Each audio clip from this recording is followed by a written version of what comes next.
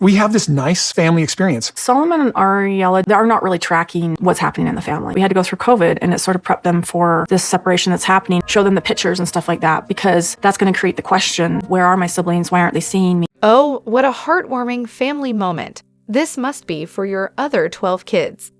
I'm sure they'll just love seeing it. Nothing says family love quite like separating them from their siblings. But hey, coronavirus made for a convenient excuse, didn't it? Here's the truth you should tell them. Kids, Daddy decided he didn't love his other 3 wives or your 13 brothers and sisters anymore. Nope, it's just you, me, and Mom now. Everyone else doesn't count. You've really outdone yourselves. 3 of these kids are actual adults who act like they're still 13 because Mom has expertly shielded them from reality. Congratulations, they've been trained to be professional victims, completely unprepared to handle life. Also, don't forget to mention that Daddy only likes his kids when they're little and don't talk back. 0 opinions, please. And let's not skip over the part where the other wives helped buy the house you live in. But here's the kicker. Even though you're selling that house for a nice profit, you're not sharing any of that money with the wives who helped pay for it. Why? Oh, because Mom thinks it's confusing. How thoughtful. While you're at it, tell the kids how Mommy made sure they were kept far away from all the other sister wives and didn't let them babysit or help out. Then she turned around and told Dad that none of the other wives wanted to help. A perfect setup. Nannies to the rescue while the rest of the family stayed conveniently out of the picture. But let's not forget our friends at TLC and Sister Wives. They've done a fantastic job encouraging and enabling this whole charade instead of canceling the show. Oh, and for that final touch. Wait, why didn't anyone send me a card? Why didn't they come to my party? Why aren't they the ones reaching out, sending cards, joining Zoom calls, or showing up at family events? That's right, blame everyone else. It's incredible how Mom plays the victim while purposefully isolating the kids. By the way, Kody, you do remember you have more than 4 kids, right? Hello, wonderful folks. Welcome back to Reality Nexus X. I'm Elena, and I can't wait to explore some intriguing topics with you today. Let's jump right in. When you really think about it, this is just a classic case of a man leaving his wife and kids for a younger woman and her children. The only difference? He had multiple wives, a lot of kids, and he did it all right in front of them, convincing everyone it was totally fine. No one seems to talk about how Meri, in a shockingly generous move, actually divorced him so he could adopt Robyn's kids. And yet, here we are, watching him act like his only responsibility is to the 2 kids he had with Robyn. But hang on, how many other kids does he have? 20? More? He's setting a truly stellar example of fatherhood. Unfortunately, his ego is so enormous that it drowns out any sensibility or empathy he might have had left. If he can't control something, he just bails, blames everyone else, and keeps gaslighting. Classic narcissist. And let's not forget Robyn's kids backing her up, claiming the other moms didn't do enough to make them feel welcome or part of the family. Robyn, meanwhile, isn't exactly pushing her kids to see themselves as part of this larger family either. It's almost like she wants them to forget the others even exist. Does Kody even realize how heartbreaking this is for his other kids? He's out here bragging about how much fun he has with Robyn's children, how much he loves them. He's crying over Aurora staying downstairs for 10 days, but meanwhile, he hasn't spoken to his other kids in months. Seriously, Kody? He wouldn't go hiking or kayaking with Christine's kids, wouldn't even show up for dinner at Janelle's with her kids, and don't even get me started on how he acts like Leon barely exists. Then there's Robyn with her, should I talk about the other siblings? Dilemma, worrying that her kids might question why they didn't get a birthday card from their siblings. As if that's not her passing the blame. If she actually wanted her kids to have a relationship with their siblings, maybe they should try sending a card once in a while. And what's with pulling her kids out of the Christmas gift exchange after the family tried to include them? She and Kody isolated themselves during coronavirus. But let's be real, they've kept the distance long after things fell apart. It's tragic, really, for all the kids caught up in this mess. But of course, narcissists thrive on adoration. And as long as Robyn's kids and the little ones are still worshiping Kody, he's perfectly content. Can someone explain why Robyn's older girls are still so obsessed with him? Because honestly, it's just weird. Look at Robyn, erasing this family the same way she erased her older kid's dad. This whole scene of them playing games feels so fake, just like when they made a huge deal out of getting Aurora's ears pierced. It's as if Kody is going out of his way to rub it in his other kids' faces. Obey me, and you'll get my love. Honestly, I do feel bad for Solomon and Ariella. They're victims in all of this. Hopefully, one day they'll realize their father is the one who created this mess. By favoring them and their mother over his other wives and kids, he's built a rift in the family that may never be repaired. But let's be clear, Robyn and Kody chose to isolate themselves and the kids from the rest of the family. They made the rules, stayed home, and built those walls themselves. And surprise, surprise, they still ended up getting coronavirus from the nanny, so those isolation rules, useless. It's pretty clear that out of sight, out of mind was their approach when it came to the other wives and children. And now, here's Kody, after wasting years of the other wives' lives, acting like he's suddenly Father of the Year with this new family, all while continuing to neglect his other kids. TLC, you should really start playing back some of Robyn and Kody's old interviews. Robyn literally said the other kids will always see her as the villain, so she doesn't even want to try anymore, just wants to protect her own kids. And Kody?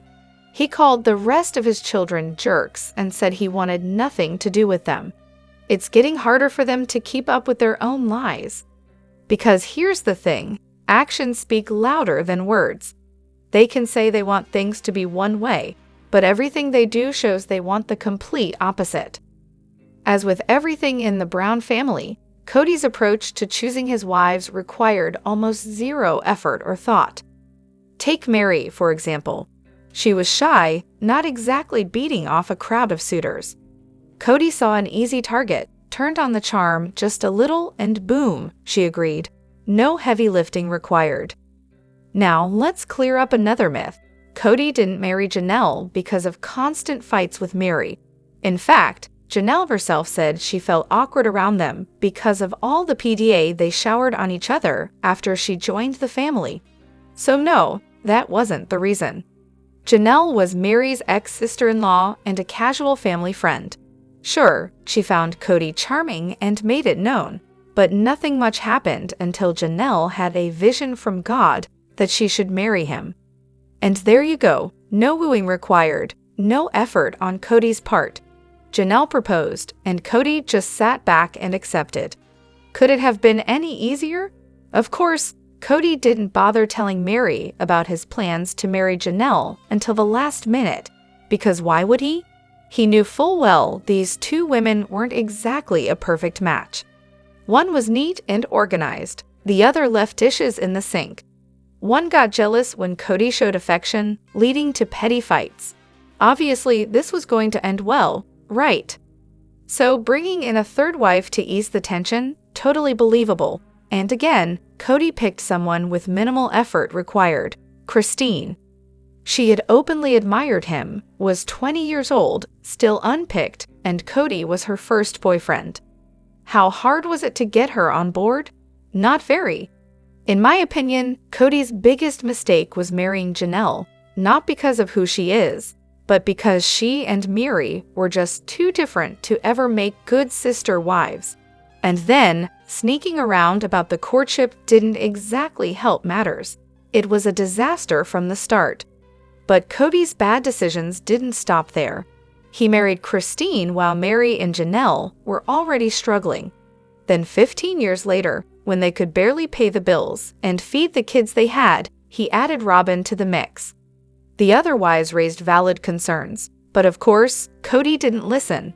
After all, God was apparently speaking to him, so it must have been meant to be.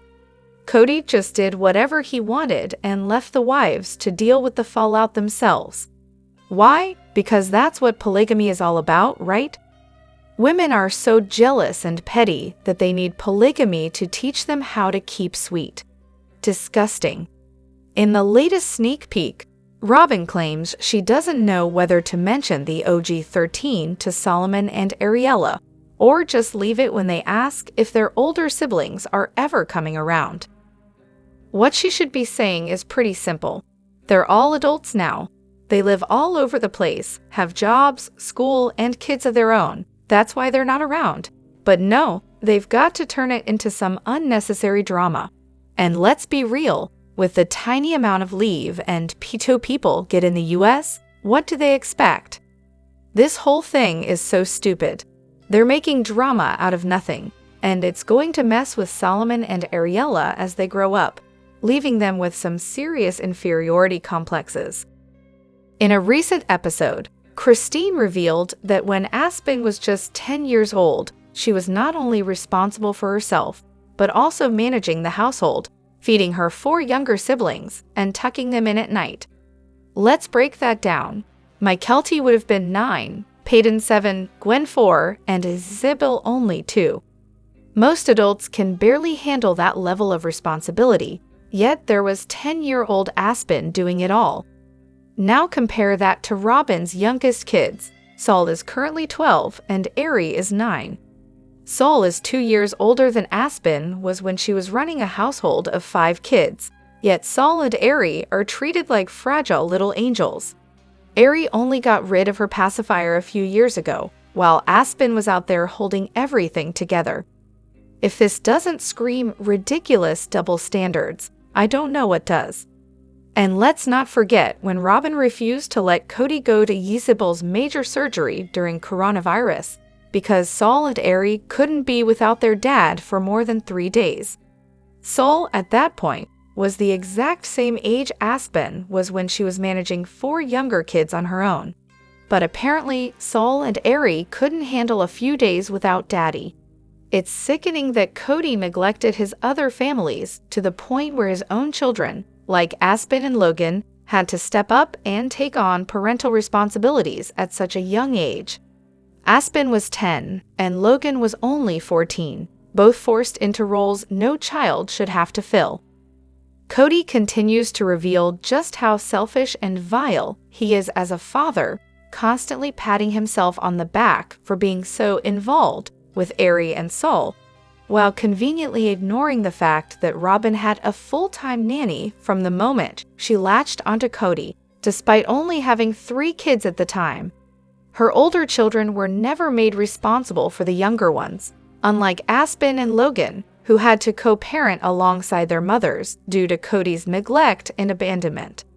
It's beyond disgusting that Kody had no problem neglecting kids like Truly, just 1 year older than Saul, Savannah, Gabe, Garrison, Gwen, Isabel, and the rest of the OG-13, just so he could play house with Robyn's kids, despite them having a full-time nanny and a stay-at-home mom who never worked outside to support their family. Meanwhile, Christine and Janelle had to work outside the home because their allowance wasn't enough.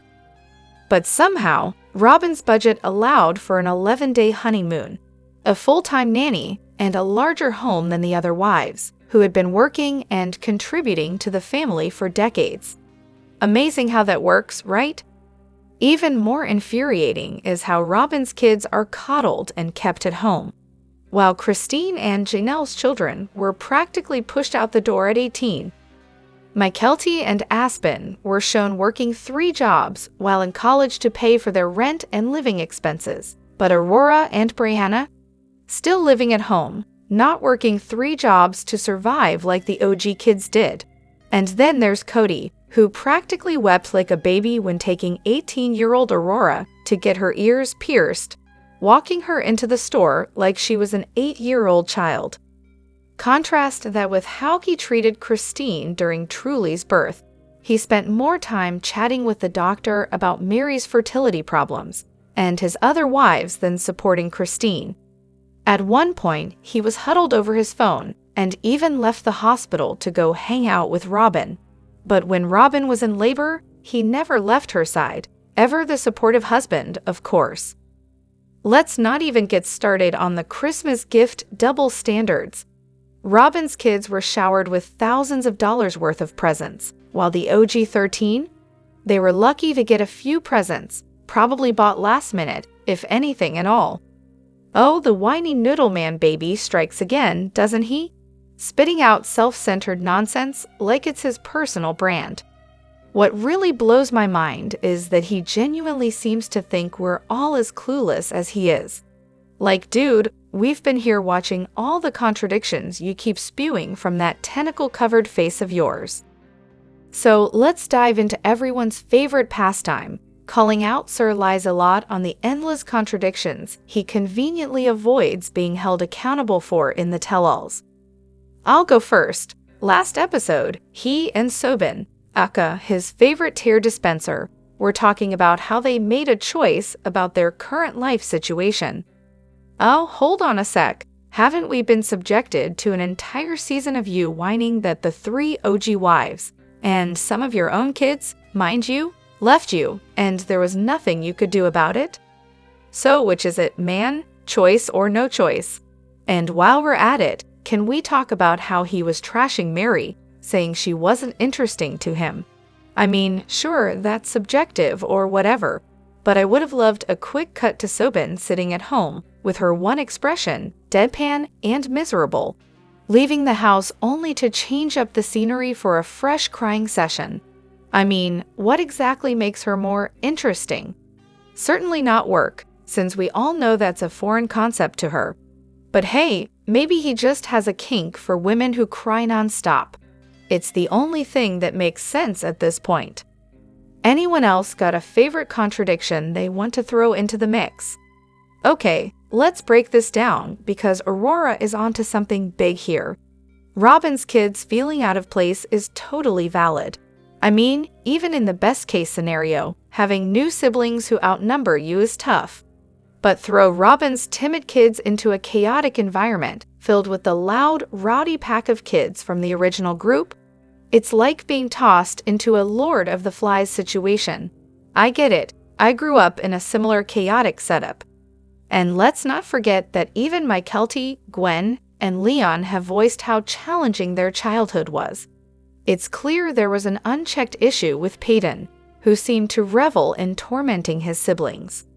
Aurora's spot on when she says the parents dropped the ball. Robyn basically nurtured their anxieties and isolation instead of addressing them. Meanwhile, Christine and Janelle shrugged off a lot of cruel behavior with a boys will be boys mentality. Kody? Well, he only showed up when the noise got too loud for him, throwing out empty threats instead of actually managing the situation. It's also essential to note that Robyn's kids never had the chance to live all together with the OGs. The original kids spent every waking moment under one roof, while Robyn's kids were stuck in separate houses in Vegas, like living next to distant cousins instead of a cohesive family. They missed out on those classic bonding moments, like watching cartoons in their PAGs, sharing bathrooms, helping each other with homework, and family dinners. So it's no wonder the older OG kids formed tighter bonds. Let's talk about that incident where Robyn kicked Peyton and Gwen out of her rental because Kody was almost home. Seriously? That's something a friend's parent says when it's time for you to go home, not what your mom should say to her kids. Then she puts up a note saying, "Ask Robyn or Mendy before taking any food, like it's some kind of cafeteria." It felt far from warm and welcoming. And don't get me started on how Robyn treated the OG kids as others. She went on a smear campaign against Hunter when he was a teenager for not being thrilled about Saul's birth announcement. But then she rushed to share her pregnancy news with her family first when she was having Ari. It's clear that her daughters have every reason to see her as part of the problem. Blending families is always a gamble. You can love each other to pieces, but what happens when your 11-year-old can't stand your 9-year-old? Throw in jealousy, favoritism, and a whopping 14 more kids with a dad who's already spread too thin. And what's Kody's brilliant solution? Have 2 more kids. Family blending requires a bit of magic, and it's like winning the lottery to pull it off without some growing pains.